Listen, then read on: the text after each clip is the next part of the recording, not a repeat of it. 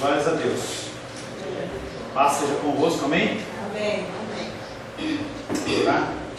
Senhor, em nome de Jesus, neste momento em que nós iniciamos de fato a escola bíblica dominical no sentido do ensino da Tua Palavra, eu peço, Pai querido, a capacitação do Senhor para que eu venha ser o instrumento do Senhor nesta manhã e que os meus irmãos, as minhas irmãs, Pai, possam receber a Tua Palavra através, Pai, da ótica do Teu Espírito Santo.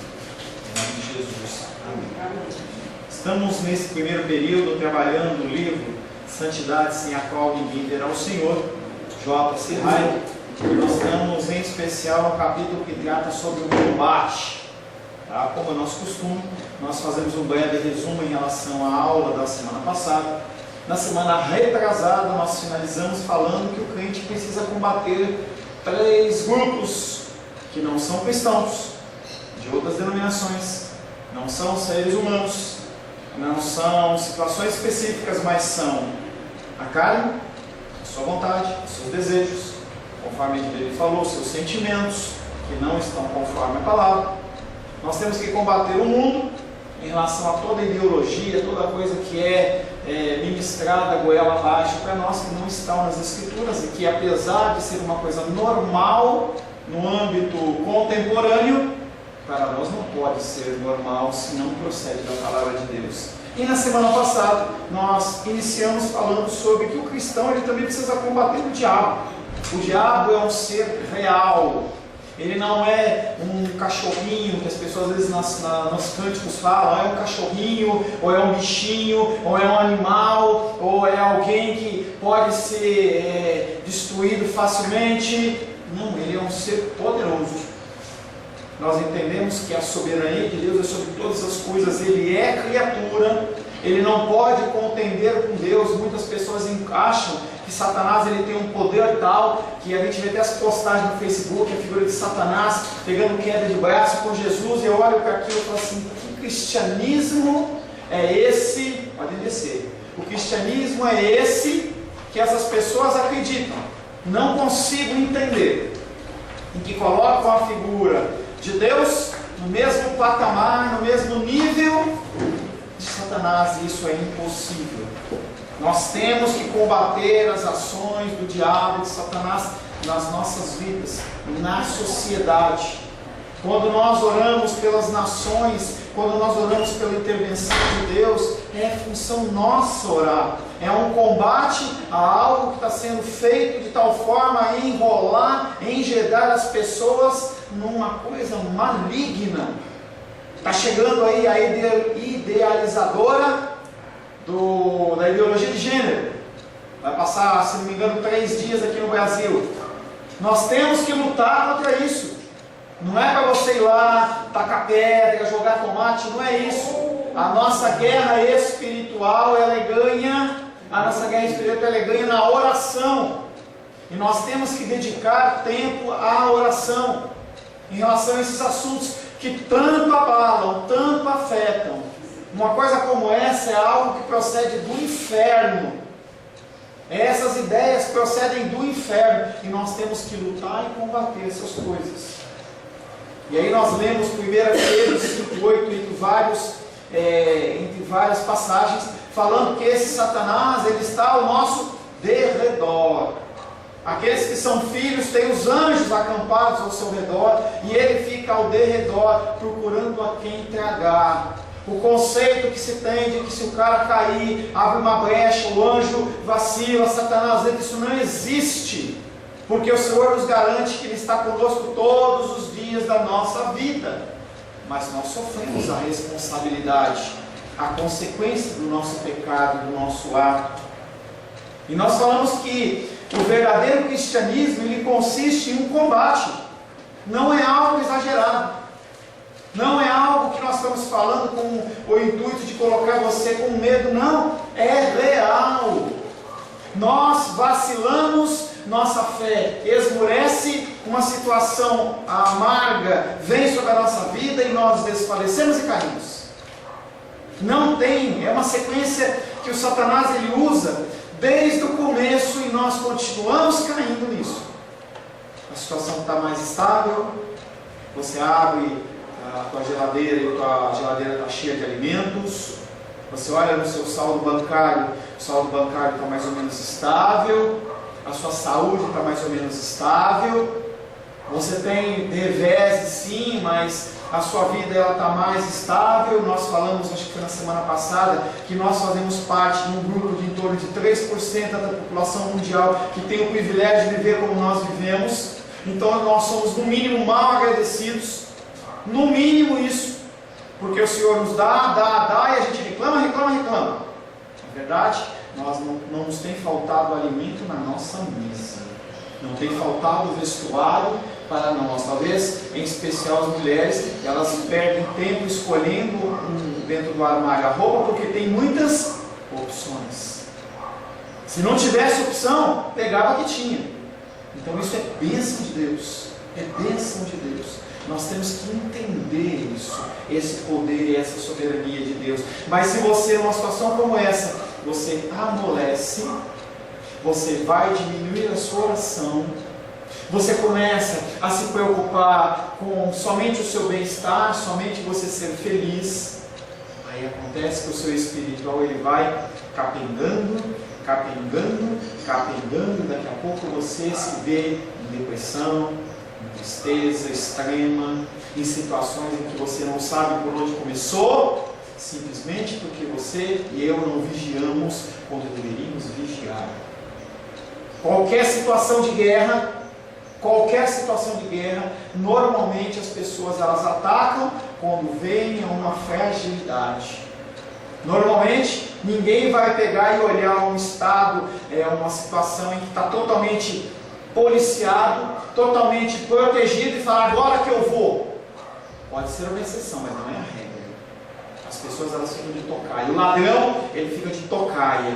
Quando é que eu vou poder entrar nessa casa? E aí ele olha a rotina da sua casa na segunda-feira, ele olha na segunda, terça, quarta, quinta, sexta, sábado, domingo. Espera um pouquinho, esse horário é o horário que essa pessoa fica um pouco mais longe. É agora que eu vou atacar. Eu não vou quando está cheio de gente. Eu não vou quando a irmã está saindo com o pitbull dela. Não, eu vou quando a coisa está desvanecida. É nessa hora que ele ataca a sua vida. E é nessa hora que nós caímos, simplesmente porque nós não vigiamos, nós não continuamos militando, nós achamos que esse combate é só para as vezes. Se você vê filmes de guerra, a pessoa ela passa um tempo na guerra e depois ela vai ter uma folga. Quando você vê as pessoas que estão no hospital, elas trabalham até um plantão de 24, 48 horas, e aí depois tem um descanso. Na nossa guerra espiritual não há descanso. Você descansou, você padece. Você relaxou, você padece. Trata-se de um combate ditado pela absoluta necessidade. Não é algo que é supérfluo, não é algo que é opcional, mas é algo que você tem que entender como necessário na sua vida. Uma coisa que é tão necessária como o ar que você respira. Porque se você deixar de respirar hoje como uma pessoa salva em Cristo, você vai acordar na glória perante o nosso Salvador. Agora, se você não combateu o bom combate, e quando nós olhamos as cartas de Apocalipse, nós vimos que aquele que vencer, está falando de perseverança. Nós vivemos dias maus. Se você não perseverar, você vai cair. Não imaginemos que nessa guerra podemos permanecer neutros ou impassíveis. Guerra do Vietnã, Estados Unidos. Muitas pessoas falaram assim, eu sou da paz, eu não luto. E aí os hippies se escondiam e não participavam da guerra. Eu não quero matar. Tem um filme muito legal que chama Até o Último Homem, em que apresenta a figura de um adventista, em que ele fala que ele não pega em armas e tudo mais. E aí ocorre uma emboscada numa certa situação lá, e ele é o único que sobrou. Ele meio que acorda assim, e ele vê que só sobrou ele. E tem um monte de gente gemendo. E aí ele, como uma pessoa que trabalha mais com a área médica, ele começa a arrastar um por um. E aí ele carrega acho que 100 e poucas pessoas. Pode ser mais, menos não. Eu sei que passava de 100 pessoas, mas não importa, sejam 50 pessoas. Ele arrastou aquelas pessoas dia e noite, no meio das balas.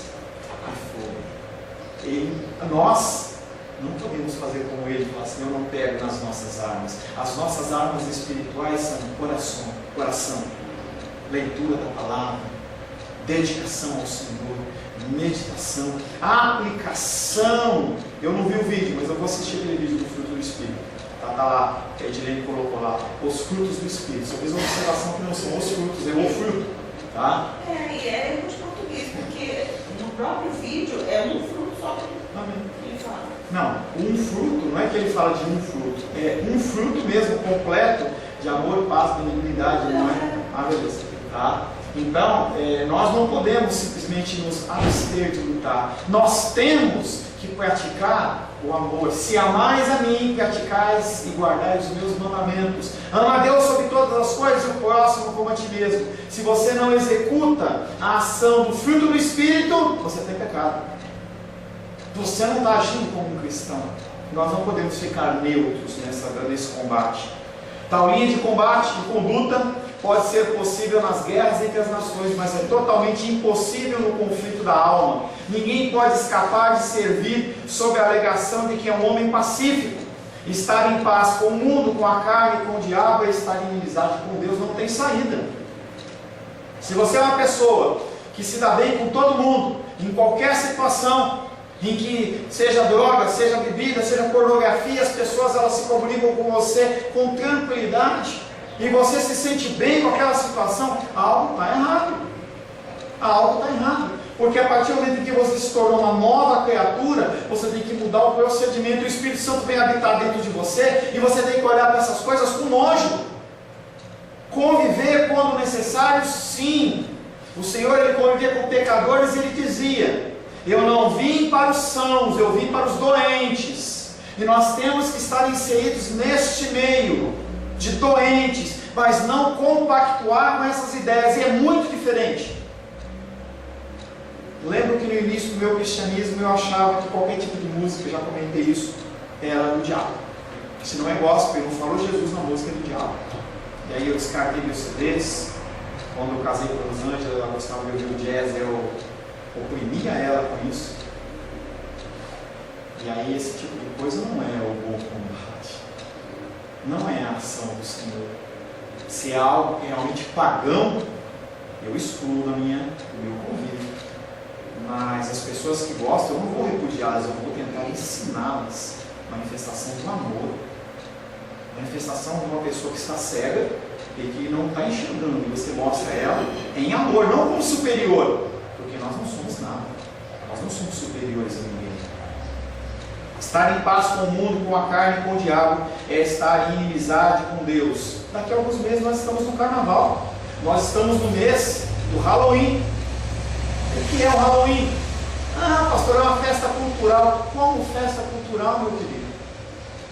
Sai do religioso e vai ver aquelas figuras, vai olhar a figura do vampiro. O que aquele cara faz? O que aquele ser faz, existindo ou não? Aí você vai ver a bruxa. Aquela história da bruxa que é bonitinha, que é boazinha, isso não existe. O conceito de bruxa não é esse. Quando você olha a figura de qualquer outro demônio, a morte, o cara andando com a foice, quais são, o que essas pessoas, seres representam? O lobisomem. O lobisomem ele é um cachorrinho. A Edilene tem vários. É que nem um cachorrinho, em que você pode colocar na coleira, ele vai lamber seu rosto. Não, ele morde, arranca pedaço da pessoa. O vampiro suga todo o sangue da pessoa, tira a vida, não tem nada de amor. Aí você pega a sua criança e coloca nesse contexto. Isso não é cristão. Isso não é cristão. Carnaval, a mesma coisa. Festa da carne, liberação, homens vestidos de mulher, mulheres vestidas de homem, violência, sexo liberado. Não é isso. Será que a gente tem que ficar passivo a isso? Não posso colocar meu filho fora disso não, porque senão acontece que meu filho vai ficar traumatizado. É melhor ele ficar traumatizado segundo os conceitos do mundo, do que ele construir no coração dele que essas coisas elas são normais. E um abismo chama outro abismo. Um abismo chama outro abismo. Todos nós, por natureza, temos um coração cheio de orgulho, de incredulidade, de mundanismo. Nós somos sujos. Tenho falado, você já conhece esse linguajar. Ministra, talvez você esteja ouvindo a primeira vez que eu falo isso. Nós somos sujos. E conforme nós aprendemos a palavra de Deus, nós não ficamos limpos, mas nós começamos a ver a sujeira em nós, porque nós continuamos pecadores. Nós gostamos do pecado e nós odiamos a pessoa de Deus pelas nossas atitudes. Todos nós, por natureza, temos um coração cheio de orgulho, incredulidade e mundanismo. Pastor, é mentira, eu não sou incrédulo. Primeira luta e tribulação que vem sobre a minha vida e a sua vida, nós murmuramos. É só não ter dinheiro para pagar a Sabé, a Caesb, nós murmuramos. É só você estar lá, querer comer um negócio que não tem onde no restaurante, você reclama. Que incredulidade é essa? Nós somos incrédulos. Todos estamos vivendo em um mundo repleto de armadilhas, abismos e de precipícios para a alma. E não são coisas que, como num jogo de videogame, você pode simplesmente resetar e começar de novo. A tua vida, depois de destruída, ela está destruída. Aquilo não volta atrás. No mínimo, vai ficar uma marca na sua vida por anos. Nós temos marcas. Eu conheço a vida de algumas pessoas com marcas que são quase que se consegue pegar. Não é uma cicatriz externa como a minha, são cicatrizes dentro da tua alma, dentro do teu coração, por causa de algo que aconteceu lá no passado e que você não sabe resolver e não tem como resolver. E muitas vezes você sofre. A igreja cristã, ela sofre hoje por causa dessas enfermidades. As pessoas não são tratadas. Todos estamos vivendo em um mundo repleto de armadilhas, de abismos, de precipícios para a alma. Cada um de nós conta com um diabo ativo, incansável e malicioso que está sempre por perto. Se você descansa, ele não descansa. Vou tirar férias, não vou na igreja, não vou ler a palavra, não tenho contato com ela porque agora estou descansando. Ele não descansa. Ele quer ver a tua destruição. Ele sabe claramente que ele não tem como tocar nos filhos de Deus. E não existe essa possibilidade, a menos que Deus permita, para o meu crescimento e o seu crescimento. E eu não estou falando de salvação. Eu estou falando de você, em vez de ter uma vida regalada, uma vida feliz, que glorifica ao Senhor através da saúde, da alegria, do bom viver, você vai dar um testemunho de sofrimento a vida inteira, o tempo todo. Porque você vai chegar lá no dia do Senhor, salvo, e olha para uma vida de 30, 40, 50, 60, 70, 80, 90, 100 anos, miserável. E aí o Senhor vai falar assim: o que você fez com a vida que eu te dei? Eu te dei um presente para você viver bem. Eu provejo para você o alimento, o vestuário. Eu cuido de você. E você só na reclamação, só na murmuração. É a figura do povo de Israel no deserto. Cada um de nós conta com um diabo ativo que está sempre por perto. Trata-se de um combate de necessidade perpétua. Esse combate desconhece períodos de descanso ou tréguas, tanto nos dias úteis da semana quanto nos domingos. Isso é interessante. As pessoas, ou elas acham que apenas o domingo é o dia de ir para a igreja e você tem um tempo de oração, e aí o resto da semana faz o que quer, ou então a pessoa até tem uma vida de oração durante a semana, mas quando chega o fim de semana, é dia de descanso e eu não vou fazer nada. É engraçado isso. As pessoas chegam no sábado: não, hoje é dia de descanso, hoje eu não tenho o que fazer nada. Vai descansar, literalmente. Dia do domingo, independente das suas ocupações, não é dia de você lavar roupa, não é dia de você limpar a casa, não é dia de você fazer todas essas coisas, se vai afetar a sua adoração a Deus. Porque aí você acorda às 7 da manhã no domingo, falta a escola dominical e vai para a sua casa em ordem, e o seu espiritual vai só caindo. Aí a semana inteira que você tinha que ter o gás espiritual para lidar com os revés da vida, você não tem, mas a sua casa está limpa. Eu não estou dizendo que você deixe a sua casa suja. Eu sei que você tem que priorizar as coisas. Esse combate desconhece períodos de descanso ou trevas, tanto nos dias úteis da semana quanto nos domingos, tanto em casa como em público. tanto nas pequenas coisas, tais como o autocontrole da língua, que é interessante, tanto em casa como em público. Em casa eu sou crente, na igreja eu sou crente, e no trânsito, e na fila. Estávamos num casamento, e aí eu estava na fila. É uma coisa que eu aprendi, eu não sou diferente dos outros. Eu tenho que pegar a fila com os outros. Aí a madrasta, o noivo, veio falar para mim assim: pastor, me perdoa. Eu falei: por que, irmão? Eu não te vi. Se eu tivesse visto, eu tinha preparado o seu prato, tinha passado você na frente. Eu falei: não, querido, você não entendeu. Entendeu? Você não entendeu. E ela, continuei falando, ela falou assim, ela entende o conceito de que o pastor, ele não pisa no chão, ele é ungidão, é um cara mais espiritual. Eu falei: não, querido, nós somos iguais. Todo mundo que está aqui no casamento, todo mundo que está com fome, todo mundo tem que pegar filho. Não, mas tem que. Eu falei: não tem. Não tem. Alguns pastores são até mais pecadores que as outras igrejas. Com certeza. Não são mais, né? São mais, são alguns, né? São todos, né? Esse combate desconhece, ele descansa ou treva, tanto nos dias úteis como na semana. Tanto em casa como em público. É em público que você tem que demonstrar seu cristianismo, não é na igreja. Na igreja você mostra sua rebeldia, para a gente poder tratar. Lá fora, porque eclésia, igreja, eclésia, grego, eclésia, assembleia dos chamados para fora. É lá que você tem que demonstrar o seu amor, a sua paciência, demonstrar que você é calmo, que você sabe respeitar as regras. Não é dentro da igreja, é fora da igreja. A ordenança não é aqui, é lá. Tanto em casa como em público, tanto nas pequenas coisas como autocontrole da língua. Pastor, eu sou crente, mas eu sou um crente pavio curto. Pisou no meu carro, já era. Eu saio, xingo e brigo mesmo. Desce da cruz. Desce da cruz. Não está na cruz, né? Não está na cruz, né? Está na carne, está na lama. Tá? Tais como o autocontrole da língua e do temperamento.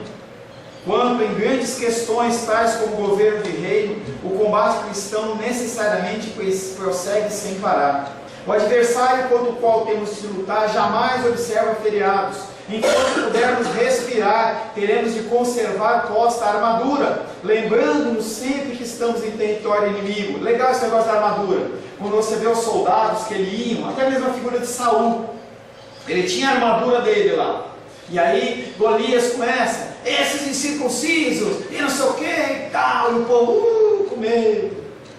Aí Davi fala assim: quem é esse cara? Um Davi assim, que deveria ser algo da ordem do tamanho do Gabriel para menor, cabelinho ruivo, sardentinho, padrão bonito para a época, mas não era respeitável. Saul fala: coloca a armadura, porque era algo que era incômodo, porque dificultava os movimentos. Ele protege, mas dificulta os movimentos. Não são armaduras de hoje, equipamentos de hoje que têm mobilidade. Naquela época não tinha essa facilidade. E aí Davi fala assim: não, essa armadura para mim não dá. Gente, a armadura espiritual é algo que nós temos que vestir e não tirar mais. Davi, ele não foi sem armadura para lutar contra Golias, ele foi com a armadura de Deus. Ele foi com a fé, ele foi com a perseverança, ele foi com a sabedoria. Ele sabia, ele buscou a destreza de Deus. As armas que ele utilizou não foram armas normais. Não é problema de ser pedra, não ser pedra, ser fundo, não ser funda. O problema ali é que ele usou a mente dele, ele estava vestido da armadura de Deus. Ou você acha que numa situação normal, uma pessoa de 1,70m, 1,60m, vai enfrentar um cara de 3,5 metros, 4 metros, na cara lavada, assim: eu vou porque eu vou. Não. É algo como Abraão, que foi imbuído de fé para sair da sua terra e parentela e ir para o lugar onde o Senhor iria mostrar. Em que Jeremias, ele enfrenta as pessoas do palácio e é jogado na fossa. Ezequiel, que era um homem do alto escalão, e ele vive ali sendo tripudiado pelas pessoas. Essas pessoas, elas estão com a armadura da fé vestida sobre eles. A armadura espiritual está toda sobre eles. Você tem que vestir isso e não tirar mais. Não prende, não belisca. Não, você tem que continuar com aquela armadura. O adversário ao qual temos de lutar jamais observa feriados. Enquanto pudermos respirar, teremos de conservar posta a armadura, lembrando sempre que estamos em território inimigo. Você não está na bênção, você está em território inimigo. Vi um filme do Vietnã uma vez em que as pessoas não dormem, revezam, e mesmo assim pisou no galho e o cara já vira arma. É assim que a gente tem que viver. Não com o ser humano, não com os nossos irmãos, mas com essas situações que são impostas pela nossa vida. Que a nossa religião pessoal seja real, genuína e verdadeira. O mais triste sintoma que cerca a maioria, isso é triste de falar, a maioria dos chamados cristãos é a total ausência de qualquer coisa que se assemelhe a um conflito e combate em seu cristianismo. Pastor, o que você está falando? Eu quero é distância de luta. Eu quero mais, é paz na minha vida. Só que isso não te identifica como cristão. Se você for olhar qualquer homem da Bíblia, qualquer mulher da Bíblia, você vai ver que é luta, dificuldade, porque você está no ambiente. É mais ou menos, nós somos como se fosse na posição ao contrário, mas um vírus dentro de um organismo infectado, em que os glóbulos brancos, eles atacam aquele vírus e querem destruir de qualquer forma. O mundo quer nos destruir de qualquer forma, ele quer calar a nossa voz. Ele não quer que nós continuemos falando. Algo que aconteceu em Atos. Jesus Cristo morre, ressuscita e os judeus falam assim: ufa, acabou. Podemos agora continuar com as nossas vendas ilícitas, podemos continuar vendendo os nossos boizinhos a um preço abusivo e ninguém vai falar nada. E aí se multiplica, que nem aquele negócio da mitologia grega, né? Aquela Hidra, corta uma cabeça, nasce mais 10, mais 9, e naquele caso nasceu mais 11 homens em Jerusalém falando do amor de Deus, falando do Nazareno, e aquele burburinho começa a crescer, 3.000 se convertem, e o povo começa a ficar oriçado, chega no ouvido dos sacerdotes, e falam: o que está acontecendo? Nós não matamos o cara, os caras não estão com medo? Chama eles aqui agora. Vocês têm que parar de falar. Se vocês não pararem de falar, eu mato vocês. Se vocês não pararem de falar, a gente destrói, a gente chicoteia, a gente corta vocês no meio. Importa obedecer a Deus do que obedecer aos homens. Eles sabiam o que poderia acontecer com eles, porque eles viram com seus olhos o que foi feito com o Senhor, com o Messias. E mesmo assim, eles não se calam. Guerra. O mais triste sintoma é que muitos chamados cristãos não veem nenhum tipo de luta sobre as suas vidas. Você vai a igrejas bonitas, igrejas grandes, eu não tenho problema com isso. Se o Senhor assim permitir, eu gostaria de ter uma igreja bem bonitona, grande, você tem uma cadeira confortável, tudo da mesma cor. Não é prioridade, mas o Senhor deu, eu vou receber. Mas aí a gente vê essas igrejas que têm um louvor lindo e maravilhoso, mas que as pessoas estão tão vazias, em que as pessoas elas se alegram porque fizeram uma campanha e receberam uma bênção, e elas estão ali dando um casamento, estão trabalhando, têm os seus recursos, a vida está estável, os outros estão sofrendo na sua volta, mas que eu não estou preocupado, eu estou bem. Eu faço minha viagem para a Europa, eu faço minha viagem para os Estados Unidos, eu tenho minhas férias, 1, 2 por ano, tenho meu 13º, tenho férias, coisa boa. Ah, fulano está com esse problema, ele que se vive. Entendendo que a igreja ela tem o objetivo de ajudar as pessoas, mas ninguém de carregar. Nós, dentro da possibilidade, nós ajudamos a nossa irmã Jenny, mas nós não carregamos ela. Ela é a pessoa que luta com os seus dificuldades. E dentro das necessidades que são emergentes, nós a abençoamos. Mas eu não estou aqui, Jenny, para sustentar você, sustentar a Rosângela, a Denise. Não tem como, a nossa igreja não tem como. A igreja, o ser humano, a sociedade não tem como. Não tem como. Mas a gente tem que sustentar. Não, eu citei Rosângela? Então, perdão. Obrigado, Jenny. Tá? Perdão. Tá? Mas eu falei mais, eu me enganei, mas vamos colocar no âmbito de igreja. Tá? A organização igreja. Tá? A organização igreja. que nossa religião pessoal seja real, genuína e verdadeira. Mas esse sintoma é que os cristãos, eles comem, bebem, se vestem, trabalham, se divertem, ganham seu salário, mas não tem relacionamento com Deus, não tem tempo de devocional. Eu participo de algumas reuniões pastorais em que as pessoas estão sendo levadas a pastores, e a pergunta minha não é sobre teologia. A teologia, se você se debruçar sobre um livro, como um concurso, como qualquer outra coisa, você vai saber tudo. Se você pegar um catecismo de Westminster, que é um estudo que fala sobre as perguntas e dúvidas dos cristãos e tal, você parar para estudar, você vai aprender. Se você dedicar ali, você vai. Uma pessoa que está estudando para um concurso, uma hora ele passa. Pode não passar no que ele quer, mas ele passa no concurso. Porque a pessoa se dedica. Mas o relacionamento com Deus não é algo de uma sentada. Você resolve. Com alguns aqui eu estou convivendo há 4 anos, 5 anos, 6 anos, outros menos tempo. E aí a gente começa a conviver e vai se conhecendo. Isso é coisa feita com o tempo. E essas pessoas das igrejas que estão abençoadas, muitas delas não têm um relacionamento com o Senhor. E quando vier um revés, a pessoa desvia. Lucas 11, 21, por favor. 11, 21. Lucas, capítulo 11, verso 21. Quando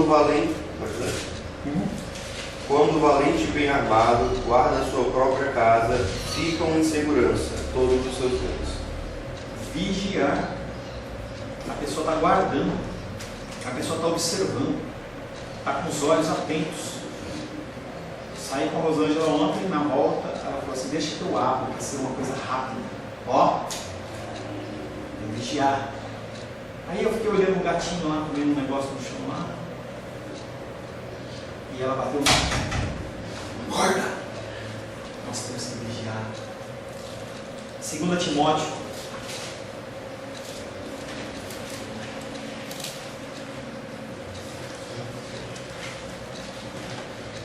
Timóteo, capítulo 2, verso 26. Mas também o retorno à sensatez, livrando-se eles dos laços do diabo, tendo sido feitos cativos por ele para cumprirem a sua vontade. Faz um favor, lê o 24, por favor, para a gente entender o contexto. Ora, é necessário que o servo do Senhor não viva a contender, e sim deve ser brando para com todos, apto para instruir, paciente, disciplinando com mansidão os que se opõem, na expectativa de que Deus lhes conceda não só o arrependimento para conhecerem plenamente a verdade, mas também o retorno à sensatez, livrando-se eles das partes do diabo, tendo sido feitos cativos por ele para cumprirem a sua vontade. Quando nós oramos pelos governantes, nosso objetivo é esse. Que eles possam retornar à sensatez, porque eles são insensatos. Nós, quando oramos uns pelos outros, nós oramos para que as pessoas retornem à sensatez, para que nós paremos de olhar para situações como crianças. A pior algema são aquelas que não são nem sentidas nem vistas pelos prisioneiros. As pessoas, elas estão na igreja e não se veem como escravizados. As pessoas estão fora da igreja, estão escravizados e não conseguem enxergar, não conseguem ver. Você fala de pecado na igreja, a pessoa fica incomodada. Eu quero que fale da bênção, eu quero que fale do varão branco que veio trazer a chave da vitória. Oh, glória! Oh, glória! Mas quando fala de pecado, o pastor acho que brigou com a esposa. Por isso que ele está falando essas coisas de pecado, que não presta. Podemos consolar as nossas almas se conhecemos alguma coisa dessa luta, desses conflitos internos. Essa é a companhia invariável da genuína santidade cristã. Santidade anda junto de combate. Sem santidade, ninguém verá o Senhor. Sem combate, você não está buscando santidade, pelo contrário, você está se conformando ao mundo. conforme Romanos nos adverte, que nós não devemos nos conformar ao mundo. Ao invés disso, nós temos que mudar a nossa mente. Já falo para você, antes do espiritual tem o racional. Antes de você pensar no sobrenatural, pensa no natural. Eu tenho R$500 na carteira, estou vendo uma situação de revés. Se eu pegar esses R$500 e ripar ele, se vier realmente, eu vou ficar desesperado. Racional. A palavra de Deus diz: se você vai construir algo, a primeira coisa que você faz é faça a conta para ver se você consegue lidar com aquilo. Qualquer situação, não estou falando só de construção não, um curso, qualquer coisa. E aí você não faz e você depois se desespera. Essa é uma companhia invariável, o combate da genuína santidade cristã. Ainda não é tudo, mas é uma parcela importante. Detectamos lá no fundo do nosso coração um conflito espiritual em andamento. Quando você analisa o seu coração, você vê o quê? Paz, tranquilidade, um laguinho, você vê um conflito. Sentimos algo da carne a lutar contra o espírito, do espírito a lutar contra a carne, de tal forma que não somos capazes de fazer o que queremos. Você olha para o seu coração, você vê um coração em conflito, um coração que quer fazer e não consegue, ou luta contra. Temos consciência de dois princípios dentro de nós que disputam pelo domínio. Agradecemos a Deus por isso, se a resposta é sim. Se você tem conflitos, eu quero parar de fumar, eu quero parar de beber, eu quero parar de ler pornografia, eu quero parar disso, daquilo outro, eu estou em conflito, mas eu não consigo, e eu luto contra, e eu não quero, e eu caio, e eu fico indignado. Agradeça a Deus por isso, isso é um bom sinal. Você tem o Espírito Santo dentro do seu coração, senão você ia deixar a sua vida te levar, vida leva eu. Essa é uma forte indicação da grande obra interna da santificação. Todos os verdadeiros crentes são soldados. Qualquer coisa é melhor do que apatia. E o Senhor fala lá na igreja de Laodiceia o quê? Estou a ponto de vomitar você. Se fosse quente, beleza. Se fosse frio, tinha como fazer alguma coisa. Mas morno, apático, achando que está tudo bem, como alcançar? Se isso está acontecendo conosco, então estamos em melhores condições espirituais do que muitas outras pessoas. Mas apenas ter essa sensação não é o bastante. O próprio fato que Satanás nos ataca deveria encher as nossas mentes de esperança. Parece um ponto. É algo que a sociedade fala exatamente o contrário. Você tem que buscar a sua felicidade. Se você não estiver feliz, tem uma coisa errada. A maldição sem causa não prospera. A pessoa nem vai olhar o sentido daquilo. Você está passando isso? Porque você pecou. É lógico que pecou. Todo mundo pecou. Quem não pecou? Um filho de Deus caracteriza-se por dois grandes sinais. Ele pode ser reconhecido como pela sua guerra interna, dificuldades, mas também pela sua paz interior. Apesar da luta, paz. As pessoas não entendem esse conceito. Quer conhecer um pouquinho da história da Jane? Conversa com ela. O que ela está passando. Quem está aqui? Porque apesar da luta e do conflito, o Miguel essa semana me perdoa, mas apesar do conflito, eu acompanho pela roupa. Você está lutando, indignada, sofrendo, deve estar gemendo nas madrugadas, mas o seu coração, apesar de tudo, ele está em paz. Eu vejo o seu semblante. Esperança. Algo vai acontecer. O Senhor, Ele vai fazer algo em algum momento. E se não fizer, Ele me leva para a glória e eu vou passar a eternidade com Ele, sem pranto, sem lágrimas, sem ranger de dente, sem coisa nenhuma. É a experiência do cristão. Feche seus olhos. Senhor Deus, trabalhamos nesta manhã mais um ponto do combate. Um combate, Pai querido, que nos cansa, exaure as nossas forças e as nossas energias. E muitas vezes parece que nós estamos caminhando, Pai, em passos curtos demais. E as lutas e dificuldades, Pai querido, elas nos oprimem. Pedimos que o Senhor nos dê forças, Pai, para que nós possamos enxergar que como o Senhor, que morreu e foi crucificado, padeceu, Senhor, que o Senhor renasceu em glória, que nós possamos confiar que o Senhor é o nosso advogado, o Senhor é o nosso médico, o Senhor é aquele que supre as nossas necessidades. Nos dá mais fé, Pai, é o que te pedimos, em nome de Jesus. Amém.